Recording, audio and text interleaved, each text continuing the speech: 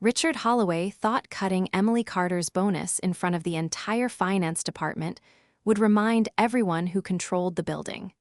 But he had no idea the internal audit team had already uncovered a trail that would destroy everything he had spent 20 years protecting.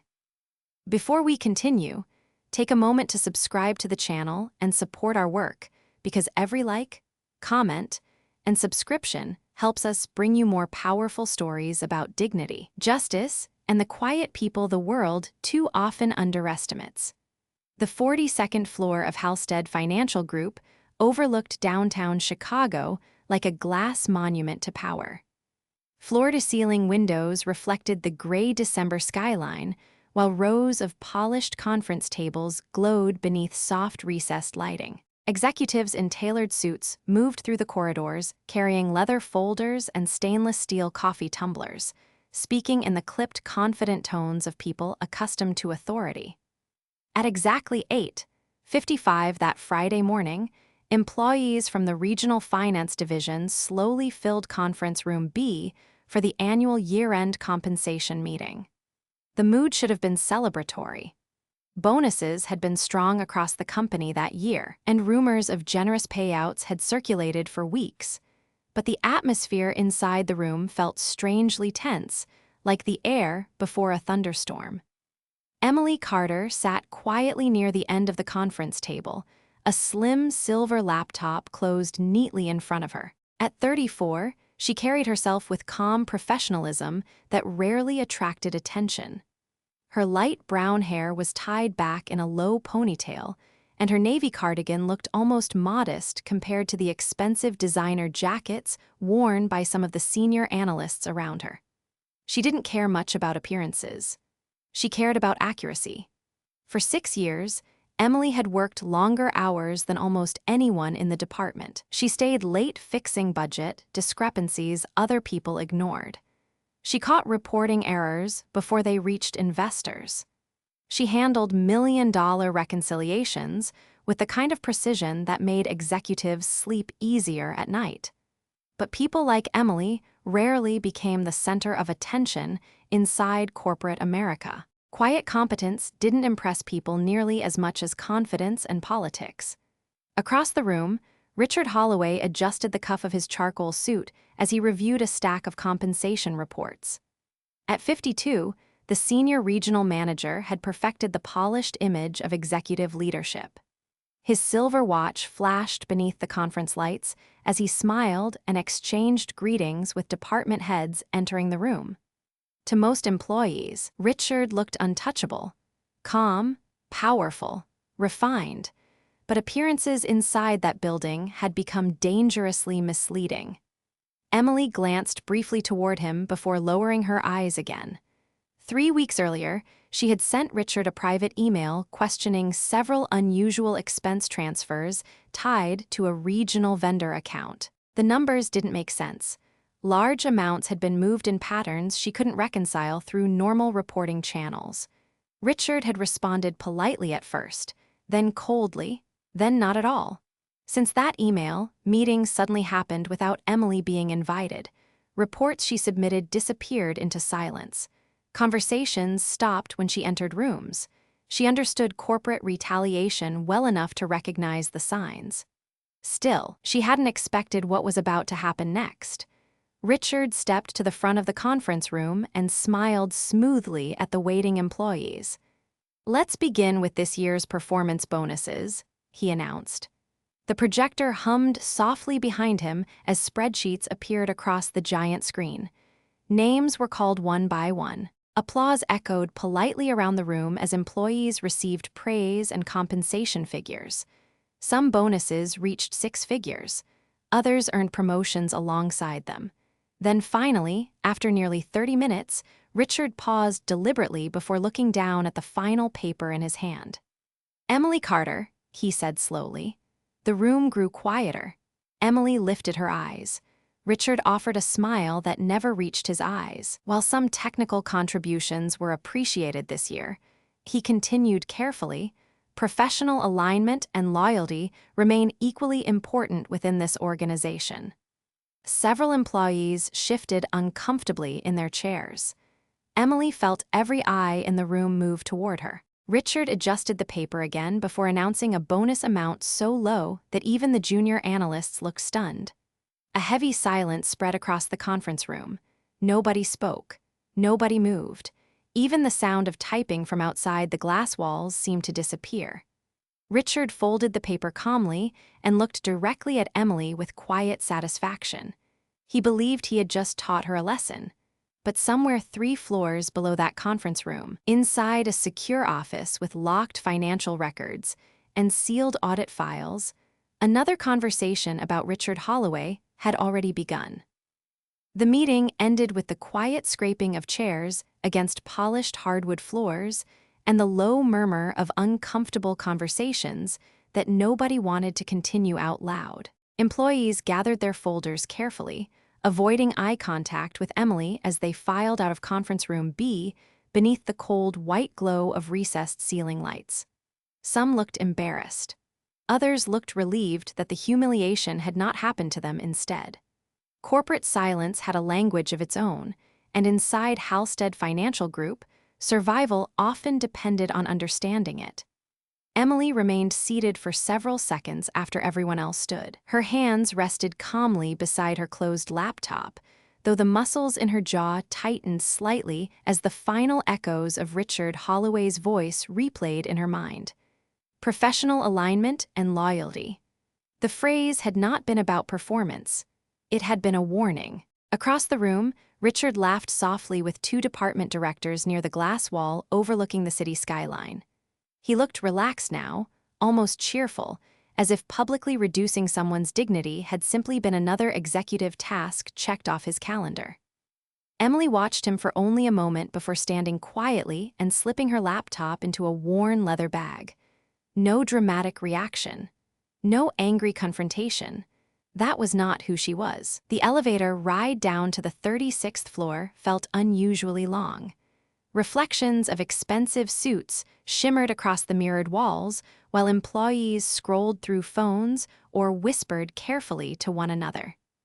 Emily stood silently near the back corner, staring at the glowing numbers above the elevator doors. Nobody spoke to her. Nobody acknowledged what had happened upstairs. By noon, the office had already moved on. The accounting floor buzzed with keyboard clicks, muted conference calls, and the constant hum of fluorescent lighting. Outside the massive windows, snow drifted slowly over downtown Chicago, coating rooftops and traffic lights in pale gray winter light. Emily sat alone at her desk reviewing vendor reconciliation reports while untouched coffee cooled beside her keyboard. Her cubicle was modest compared to the corner offices surrounding the executive wing. No framed awards, no expensive decorations. Just neatly organized spreadsheets, accounting binders, and a small photograph of her mother smiling beside Lake Michigan years earlier before illness had confined her to a nursing facility outside the city. Emily worked quietly because she had learned long ago that dependable people were rarely celebrated. They were simply expected to carry the weight others ignored. Around 2:15 that afternoon, Jason Miller appeared near her desk holding a tablet against his chest. At 29, he was one of the few analysts who still treated Emily with genuine respect. "Hey," he said cautiously, lowering his voice. "That meeting this morning, people noticed." Emily kept her eyes on the screen.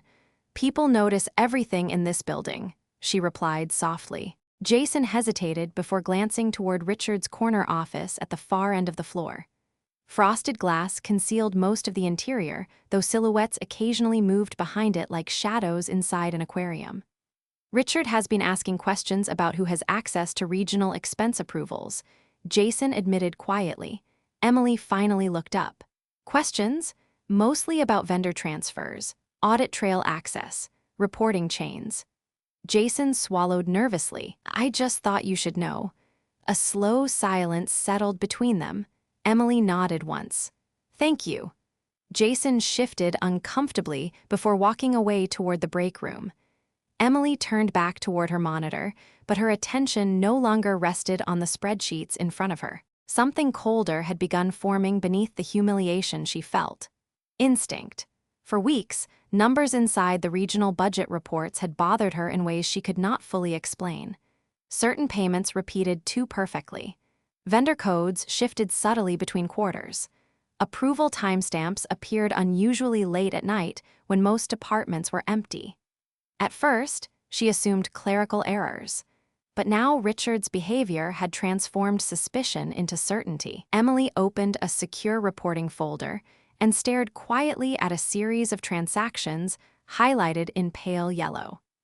The amounts were small enough individually to avoid immediate attention, but together they stretched into millions over multiple fiscal cycles. Her reflection stared back faintly from the dark computer screen between spreadsheets and city lights. Somewhere beyond the accounting floor, executive laughter echoed faintly through the corridor. Richard believed fear would keep people obedient. What he did not realize was that Emily Carter trusted numbers more than she feared powerful men. By the following Monday morning, the atmosphere inside Halstead Financial Group had shifted in ways most employees could feel, but nobody openly discussed. Conversations became shorter whenever Emily Carter walked through the accounting floor. Invitations to strategy meetings stopped appearing on her calendar. Even routine approval requests suddenly took hours longer than usual to process. Richard Holloway was tightening the walls around her carefully, quietly, like a man trying to erase a problem before anyone important noticed it existed. The winter sky outside the tower remained dark long after sunrise, casting pale gray reflections across the glass partitions and polished marble hallways. Emily arrived at work before 7, as she always did, carrying a paper coffee cup in one hand and a stack of financial printouts in the other. The building felt almost peaceful that early. Cleaning crews moved silently between empty desks while security monitors flickered behind the reception lobby downstairs. For a few brief moments before the executives arrived, the office resembled what it pretended to be in recruiting brochures.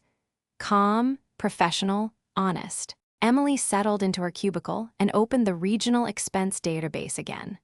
Rows of numbers stretched endlessly across her monitor beneath the soft glow of fluorescent lights. She compared timestamps, vendor codes, and authorization chains with the kind of patience most people no longer possessed. Her fingers moved steadily across the keyboard, while handwritten notes filled the margins of a yellow legal pad beside her desk. The deeper she looked, the more disturbing the pattern became. Payments had been split into smaller amounts across multiple quarters to avoid triggering automatic review thresholds. Vendor contracts renewed unusually fast without competitive bidding. Several authorization signatures belonged to employees who had already left the company months earlier. Emily leaned back slowly in her chair, staring at the screen while cold realization settled over her. This was not carelessness. Someone had built the system this way intentionally. Around 8:40, the accounting floor began filling with employees carrying breakfast bags, laptops, and expensive winter coats dusted with snow. The noise level rose gradually with the familiar rhythm of another corporate morning. Elevator chimes echoed softly from the hallway. Phones started ringing. Printers hummed awake. Emily barely noticed. Her attention remained fixed on a series of transfers connected to a consulting firm called Blackwater Advisory Group. The company appeared repeatedly across multiple regional expense accounts, despite almost no documentation explaining its actual services. More concerning was the approval trail attached to each payment. Every path eventually circled back to Richard Holloway. "You are here early again." The voice startled her slightly. Emily turned to see Claire Monroe standing beside her cubicle holding a slim tablet against her chest. As Director of Human Resources, Claire carried herself with polished confidence sharpened by years inside executive leadership. Her tailored cream-colored coat and diamond earrings contrasted sharply with Emily's simple navy sweater and tired eyes. "Deadlines," Emily answered quietly. Claire studied her for a moment before lowering her voice. "Richard feels your attitude has become increasingly difficult lately." Emily blinked once. "My attitude?" Claire offered a careful corporate smile. You need to understand how perception works at this level. Senior leadership values cooperation. Emily looked back toward the spreadsheets glowing on her monitor. I asked questions about accounting discrepancies. Claire's expression tightened almost imperceptibly. Richard interpreted it differently. The silence between them stretched uncomfortably. Nearby employees pretended not to listen while clearly listening to every word. Claire finally straightened her posture. I am only advising you to be careful, she said softly. People who challenge leadership rarely last long here. Then she walked away across the accounting floor, heels clicking sharply against polished tile.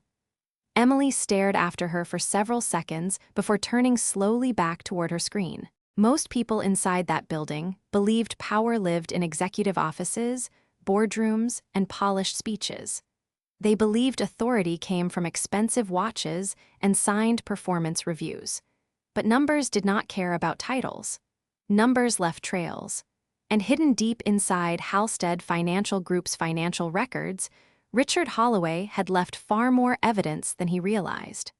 Somewhere behind the walls of the executive wing, he still believed Emily Carter was frightened enough to stay silent.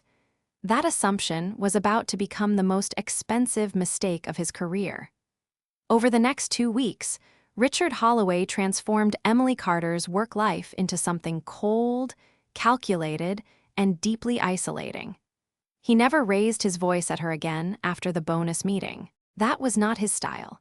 Men like Richard understood that real corporate punishment worked best when delivered quietly behind polished smiles and professional language. The cruelty became procedural. Her access permissions changed without explanation. Meetings appeared on department calendars only after they had already ended.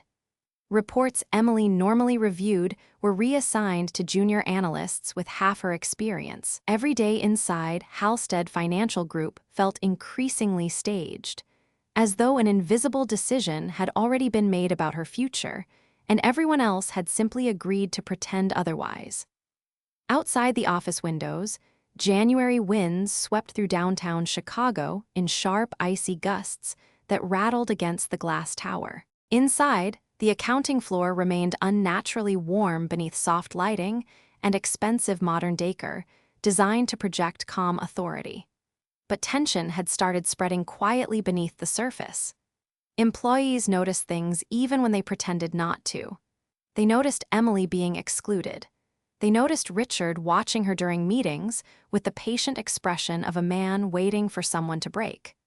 Most importantly, they noticed that Emily never did. On Tuesday evening, nearly everyone had already left the office by the time Emily remained alone beneath rows of dimmed ceiling lights, reviewing archived vendor records. The city skyline shimmered outside like scattered gold against the dark winter sky, while the low hum of ventilation systems echoed through mostly empty corridors. Her computer screen illuminated stacks of financial documents spread carefully across her desk. Transaction histories, approval chains, internal timestamps. The deeper she searched, the uglier the pattern became. Blackwater Advisory Group was only one layer of it. Additional shell vendors appeared buried beneath regional consulting budgets, technology reimbursements, and emergency operational expenditures. Small amounts individually, massive totals combined. Emily rubbed tired eyes before comparing another authorization log against archived payroll records. Then she froze. A payment authorization dated 8 months earlier carried the digital approval signature of a finance supervisor who had died nearly 3 weeks before the transaction occurred. Emily stared silently at the screen while cold disbelief spread through her chest.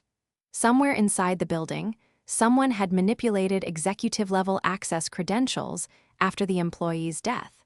Her phone vibrated softly against the desk. A message from Jason Miller appeared. Richard is asking information technology for a record of everyone accessing old audit files. Emily's fingers tightened around the phone slightly. Fear would have been understandable in that moment. Most employees would have backed away immediately. Richard Holloway controlled promotions, recommendations, bonuses, and executive influence throughout the company. Challenging him openly could end careers. But Emily had spent years building her life through discipline rather than connections. She cared for her mother every weekend at a long-term care facility 40 minutes outside the city. She drove a 7-year-old sedan with nearly 100,000 miles on it. She lived in a modest apartment and brought homemade lunches to work, while executives ordered steak dinners during board meetings charged to corporate expense accounts. Emily had sacrificed too much to become dishonest now. The sound of approaching footsteps echoed faintly through the accounting floor. Emily minimized several windows quickly just as Richard appeared near her cubicle holding a dark wool overcoat draped across one arm. The silver skyline reflected sharply behind him through the glass walls. "Still here?" he asked smoothly. Emily nodded once, finishing quarterly reconciliation reviews. Richard stepped closer, his polished shoes nearly silent against the carpet. "You know," he said calmly, "people often confuse intelligence with wisdom." Emily looked at him quietly without responding. Richard smiled faintly. "Wisdom means understanding which battles are worth fighting." The office seemed unnaturally silent around them.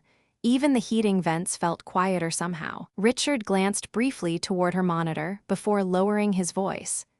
"You are talented, Emily, but talent alone does not protect people in this industry." For several seconds, neither of them moved. Then Richard adjusted his coat sleeve and stepped back with practiced executive composure. "Have a good night," he said before disappearing down the dim hallway toward the elevators. Emily waited until the sound of elevator doors closed in the distance before reopening the hidden financial files on her screen. Richard believed intimidation would force her into silence, but what he failed to understand was that every threat only confirmed how terrified he had become of the truth she was uncovering. Thursday morning arrived with freezing rain sliding down the glass exterior of Halstead Financial Group like silver streaks beneath the dark Chicago sky. Inside the building, warmth and polished luxury concealed the growing tension spreading quietly through the executive floors. Employees moved carefully through the lobby, carrying umbrellas and steaming coffee cups, while security gates blinked green beneath the glow of marble reception lights. Nobody knew the company was already drifting toward disaster. But the people closest to Richard Holloway had started sensing something unstable beneath his calm executive image. His temper had become shorter. Meetings ran longer. Several department heads had received late-night calls demanding archived reports and compliance records dating back nearly 2 years. Richard was searching for something desperately. More accurately, he was searching for what Emily Carter already knew. At 9:10 that morning, Emily sat silently in a quarterly forecasting meeting, surrounded by senior analysts and department supervisors. The conference room overlooked the frozen Chicago River, where traffic crawled slowly through sleet-covered streets below. A giant presentation screen displayed regional performance projections, while executives discussed operational efficiency in polished corporate language that sounded increasingly hollow to Emily now. She barely heard most of it. Her mind remained fixed on the financial evidence hidden securely inside encrypted files on her laptop. Every transaction she uncovered led closer to Richard. Every hidden vendor account revealed another layer of manipulation. Yet Richard still sat confidently at the head of the conference table speaking about ethics, accountability, and leadership, as though none of it applied to him personally. "We need stronger trust across departments," Richard announced smoothly while pacing beside the presentation screen.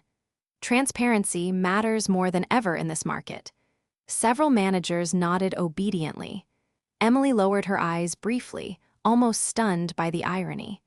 Then Richard stopped speaking and looked directly toward her side of the table. "Although," he added carefully, "transparency also requires discretion and professionalism. Constant questioning, without understanding the full business context, can create unnecessary instability." The room became very still. Nobody needed clarification about who he meant. Emily felt dozens of eyes shift subtly toward her again. Some coworkers avoided looking directly at her altogether. Others watched with quiet sympathy they were too afraid to express openly. Richard folded his hands calmly. Strong teams depend on trust, he continued, not suspicion. The projector hummed softly behind him while cold rain tapped against the towering windows. Emily remained silent. Her calmness unsettled him more than anger would have. Richard had expected fear by now. He had expected emotional reactions, mistakes, maybe even resignation. Instead, Emily continued arriving early every morning, completing flawless reports and quietly uncovering evidence he could no longer fully contain. That afternoon, Emily received another surprise. Her security credentials suddenly failed when she attempted accessing several archived regional audit folders. An error message flashed across her screen. Access restricted by executive authorization. Emily stared silently at the message while a cold knot formed in her stomach. Richard was moving faster now. Minutes later, Claire Monroe appeared near her cubicle carrying a slim folder in one hand. Human Resources needs to document concerns regarding workplace conduct, Claire said quietly. Nearby conversations stopped almost instantly. Employees pretended to focus on their screens while listening carefully. Emily looked up slowly. Workplace conduct? Claire maintained her polished expression, though discomfort flickered briefly in her eyes. There are concerns that your recent behavior has disrupted leadership operations. The words landed like ice water across the already silent floor. Emily understood immediately what this was. Corporate pressure, documentation, preparation. Richard was building a narrative around her before anyone else could question his own actions. Claire placed the folder gently on Emily's desk. "This is only a preliminary notice," she added softly. "Nothing final has been decided," but even she sounded unconvinced. Emily opened the folder slowly while coworkers watched from behind glowing computer screens. The accusations inside were vague but dangerous. Failure to collaborate, excessive procedural interference, inappropriate escalation of financial concerns, carefully worded language designed to make integrity sound like insubordination. The accounting floor felt suffocatingly quiet. No keyboards clicked, no phones rang. Even the fluorescent lights seemed louder somehow. Emily closed the folder carefully and rested her hands beside it. She did not argue. She did not defend herself. She simply looked through the glass walls toward Richard's office at the far end of the floor. He stood inside speaking calmly on the phone while snow-gray daylight reflected across the windows behind him. He believed he was controlling the story. What Richard Holloway still did not realize was that somewhere deep inside Halstead's internal systems, another group had already started pulling the same financial records he was trying so desperately to bury. That evening, long after most of Halstead Financial Group's executive floors had emptied into the freezing Chicago night, Emily Carter remained alone beneath the dimmed office lights, with the Human Resources warning folder still sitting unopened beside her keyboard. Snow drifted silently beyond the towering glass windows, while the city below glowed in blurred streaks of white headlights and red brake lights moving through icy streets. The accounting floor felt strangely hollow after hours, stripped of executive smiles and corporate performance. Without the daytime noise, the building sounded almost mechanical. Air vents hummed softly overhead. Elevators echoed faintly in distant hallways. Somewhere far below, a janitor's cart rolled across marble flooring. Emily stared at the spreadsheets on her monitor, but her mind kept returning to one question.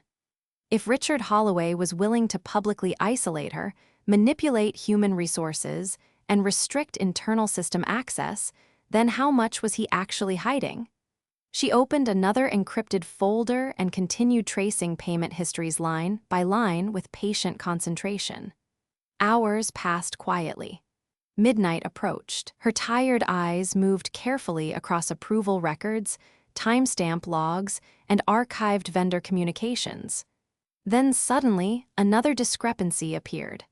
Emily sat upright immediately. A consulting payment authorized through Blackwater Advisory Group had been rerouted through a secondary operations account before landing inside an executive discretionary fund tied directly to Richard's regional office. The transaction path was deliberately complicated, buried beneath dozens of ordinary expense entries designed to camouflage the movement of funds. But Richard had overlooked something small. One digital authorization stamp had not been deleted completely. Emily zoomed in slowly on the metadata while cold realization settled across her face. The authorization credentials matched Richard Holloway's executive account exactly. Not delegated approval, not administrative processing, his direct authorization. For several silent seconds, Emily simply stared at the screen while snow continued falling outside the windows. Then her office phone rang suddenly, shattering the silence hard enough to make her flinch. Almost nobody called the accounting floor after business hours. Emily hesitated before answering. "Hello?" A calm male voice responded quietly. "Emily Carter?" She straightened slightly. "Yes. My name is Nathan Brooks, Internal Audit Division." Emily's expression tightened immediately. The room seemed quieter somehow after those words. Nathan continued carefully. "I apologize for contacting you this late, but I believe we need to speak privately." Emily looked instinctively toward the darkened executive offices across the floor. "About what?" A brief silence followed. Then Nathan lowered his voice even further. "About Richard Holloway." Emily's pulse slowed instead of quickened. Something about the man's tone felt measured, controlled, professional, not manipulative, not corporate. Honest. Nathan spoke again. "You are not the only person who noticed irregularities in regional expense reports." Emily remained silent. "We have been conducting a confidential internal review for almost 4 months," Nathan explained. "The problem is that someone inside senior management appears to know portions of the audit already exist." Emily's eyes moved slowly toward the human resources folder beside her desk. Suddenly, everything made sense. The retaliation, the pressure, the access restrictions. Richard was not simply punishing her for asking questions. He was panicking. Nathan continued carefully. "Your name surfaced repeatedly in connection with several disputed transaction reviews. We believe you may already possess information critical to the investigation." Outside the office windows, the snowfall thickened against the dark Chicago skyline. Emily lowered her voice. "How much do you know?" "Enough to understand this goes beyond accounting discrepancies," Nathan replied calmly. "What we do not know yet is how deep the authorization chain extends." Emily looked back toward the glowing spreadsheets on her monitor. Years of quiet diligence had trained her to notice details others ignored. Tiny inconsistencies, altered timestamps, patterns hidden beneath ordinary numbers. And now those details were leading somewhere much larger than she had imagined. Nathan spoke once more. "Can you meet tomorrow morning before office hours? Off-site." Emily hesitated only briefly. "Yes." "Good," Nathan replied. "And Emily?" "What?" Another short silence passed before he answered. "Do not trust anyone inside executive management right now." The call disconnected quietly. Emily lowered the phone slowly while the empty accounting floor stretched around her in dim silence.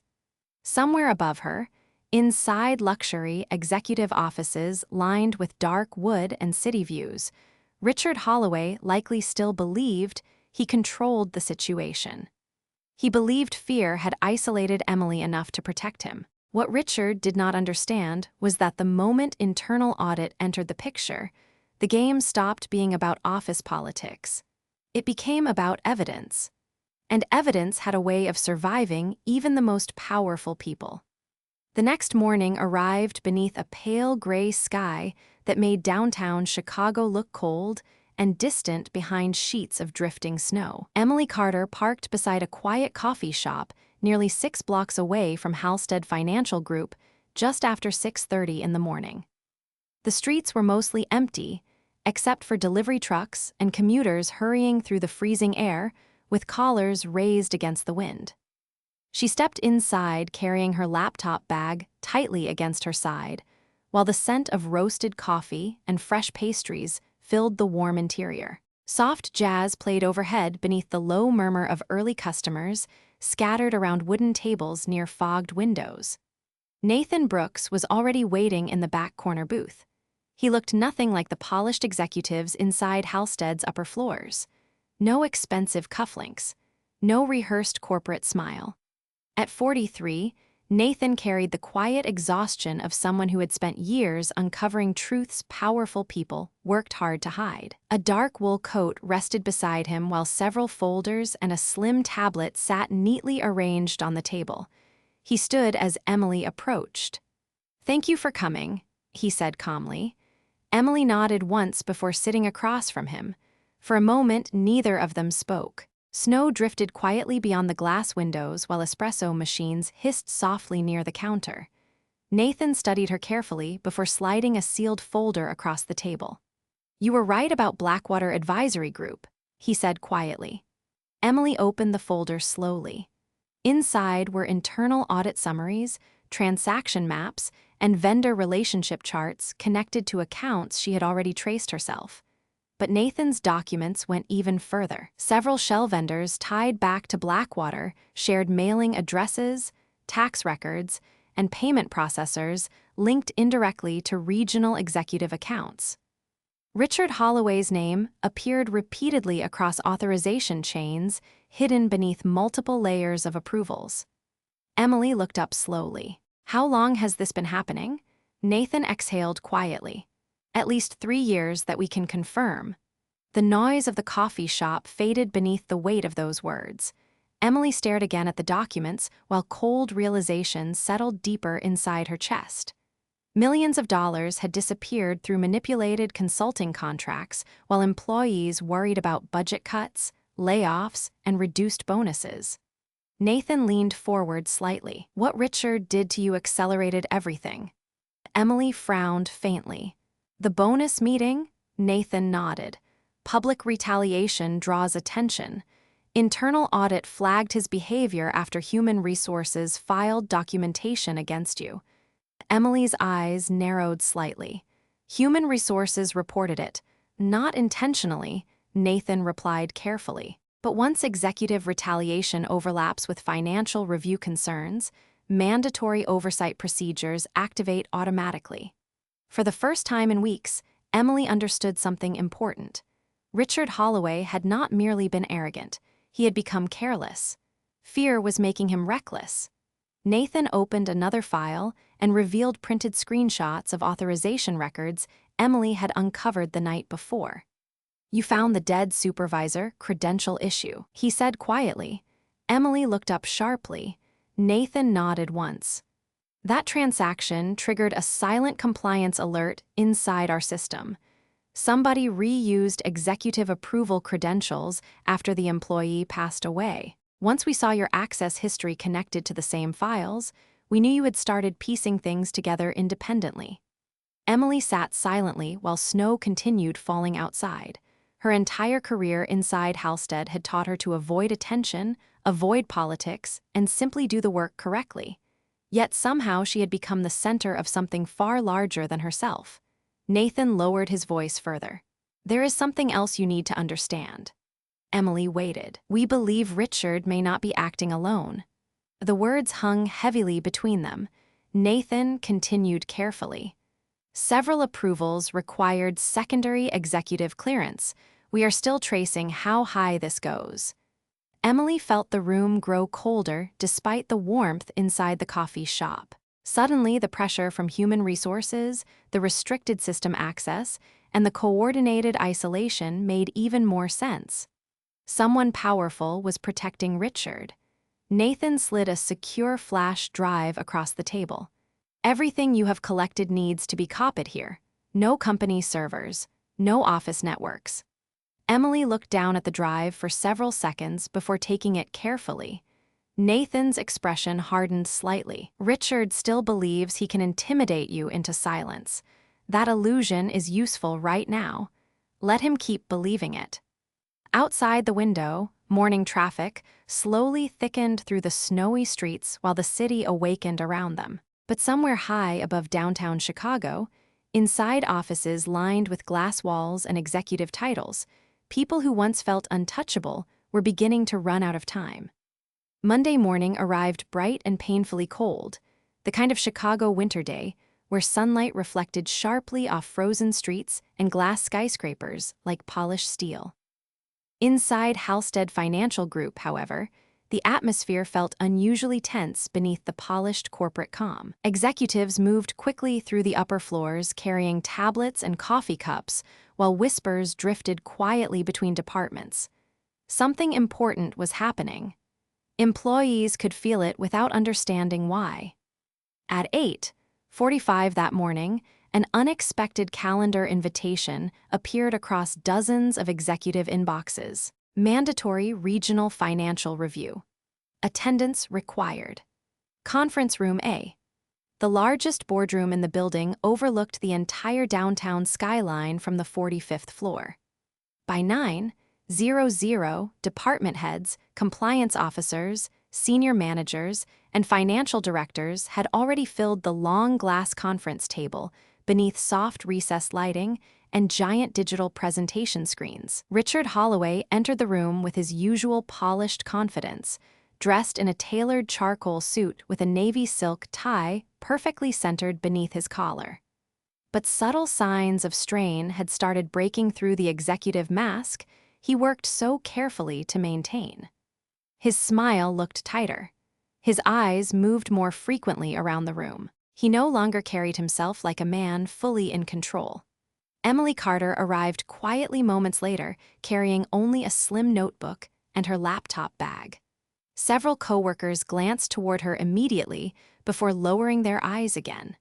Nobody forgot what Richard had done to her during the bonus meeting. Nobody forgot the human resources warning either. Yet somehow Emily looked calmer now than she had in weeks. She took a seat midway down the conference table without speaking, while snowlight reflected softly against the windows behind her. The room buzzed with low conversation until suddenly the doors opened again. Nathan Brooks entered alongside two additional internal audit officers carrying secured document cases and tablets. The atmosphere changed instantly. Conversations stopped mid-sentence. Several executives exchanged uneasy looks. Even Richard's posture stiffened almost imperceptibly. Nathan moved calmly toward the front of the room. "Thank you all for attending on short notice," he said evenly. "This meeting concerns findings from an active internal financial investigation involving regional operational accounts." The silence that followed felt heavy enough to hear. Richard folded his hands together carefully. "Nathan," he said with controlled politeness, "perhaps this discussion should occur privately before alarming senior staff unnecessarily." Nathan looked directly at him. "Unfortunately, the scale of the findings requires immediate executive review." Richard's jaw tightened slightly. Across the conference table, Emily remained completely still. Nathan tapped the presentation screen beside him. Immediately, transaction records appeared across the giant monitors lining the walls. Vendor payment chains, approval logs, timestamp histories. Complex financial diagrams stretched across the screens in cold white and blue light while executives stared silently around the room. "Over the past 4 months," Nathan explained calmly, "internal audit identified a pattern of concealed financial transfers routed through shell consulting vendors connected to regional discretionary accounts." Another screen appeared, Blackwater Advisory Group, then another, Executive Authorization Metadata. Richard's expression changed almost instantly. Not panic, not yet, but something colder. Recognition. He understood exactly what he was looking at. Nathan continued. "Several transactions were intentionally divided beneath automatic review thresholds. Others utilized inactive employee credentials after termination or death." A quiet murmur spread around the conference room. One executive slowly removed his glasses while staring at the screen in disbelief. Another stopped typing entirely. The room had gone almost completely silent except for the soft hum of the projector system overhead. Nathan pressed another key. Then Emily's documentation appeared. Side-by-side transaction comparisons, approval overlaps, timestamp discrepancies she had uncovered herself during countless late nights alone on the accounting floor. Richard turned slowly toward her. For the first time since this began, genuine fear flickered visibly across his face. Nathan's voice remained calm and precise. These findings were independently corroborated by senior financial analyst Emily Carter after she identified irregularities within regional vendor allocations.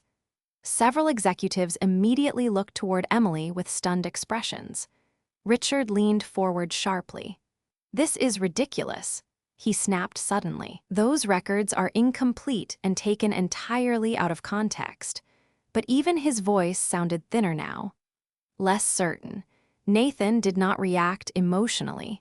He simply activated the final slide. Direct executive authorization logs connected to Richard Holloway's credentials filled the massive screen's wall to wall.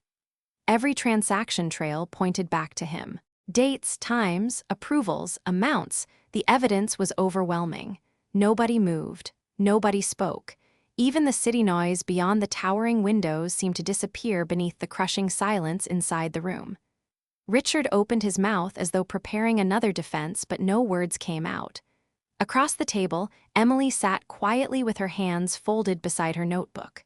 No anger, no satisfaction, just calm stillness. And somehow that silence exposed Richard Holloway more completely than any accusation ever could. The silence inside conference room lingered long after the final audit slide disappeared from the presentation screens. Nobody seemed willing to move first. The towering windows behind the executives revealed downtown Chicago, buried beneath drifting snow and pale winter sunlight. But inside the room, the atmosphere felt frozen for an entirely different reason. Richard Holloway remained seated at the head of the conference table, with both hands pressed flat against polished glass, staring at the financial records that had just dismantled 20 years of carefully constructed authority. The confidence that once filled every movement was gone now. In its place sat something smaller, something exposed. Nathan Brooks closed the final audit file calmly while the internal audit officers beside him gathered secured documents into black cases. Around the table, executives exchanged uneasy glances, their polished composure shaken by the realization that one of their own had manipulated the company from inside the highest levels of leadership for years. Claire Monroe sat motionless with her tablet resting untouched beside her. Even she looked stunned by the scale of what had been uncovered. Finally, one of the board representatives cleared his throat quietly. "Richard," he said carefully, "pending full investigation, your executive access and leadership authority are suspended effective immediately." The words landed softly, but they carried the weight of finality. Richard looked up slowly as though struggling to process what he had just heard. "You cannot seriously believe this narrative," he said hoarsely. "These reports lack operational context." But his voice no longer controlled the room the way it once had. Nobody interrupted him anymore. Nobody rushed to defend him. The illusion of power had broken too completely. Nathan slid a final folder across the table. "The evidence has already been independently verified through forensic accounting review," he replied evenly. "Additional findings will be forwarded to external compliance investigators." Richard's eyes moved desperately around the conference room, searching for support that no longer existed. Executives who once laughed beside him at private dinners now avoided meeting his gaze entirely. One by one, people lowered their eyes toward the table instead. The room had gone silent again. Then two corporate security officers entered quietly through the conference room doors.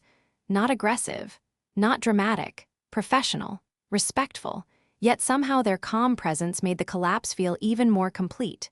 Richard stared at them for several long seconds before finally standing. His expensive suit still looked immaculate beneath the recessed lighting. His silver watch still gleamed beneath his cuff.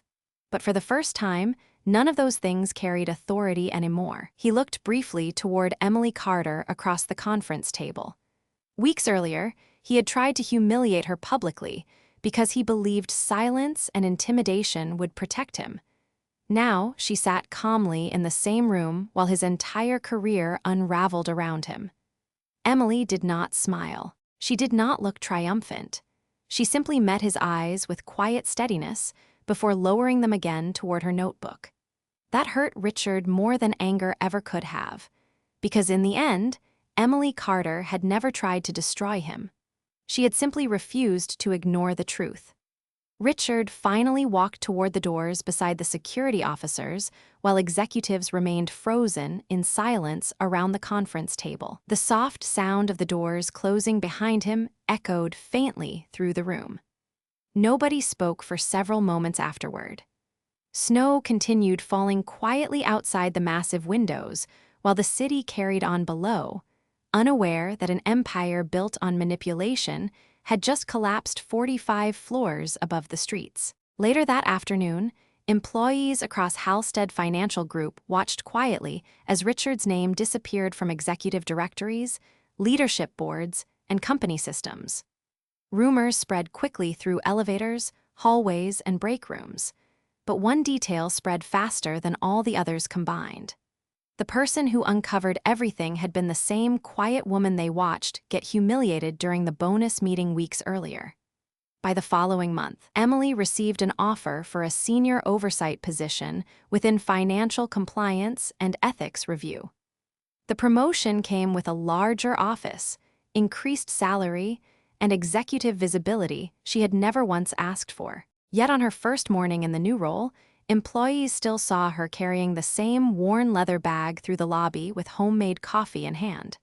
She still arrived early, still treated assistants respectfully, still stayed late helping junior analysts fix reporting errors, because dignity had never been something Emily performed when people were watching. It was simply who she was.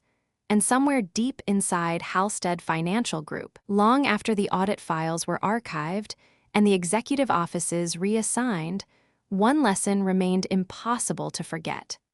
Power can silence people temporarily, but truth has a way of leaving footprints even the most powerful eventually fail to erase.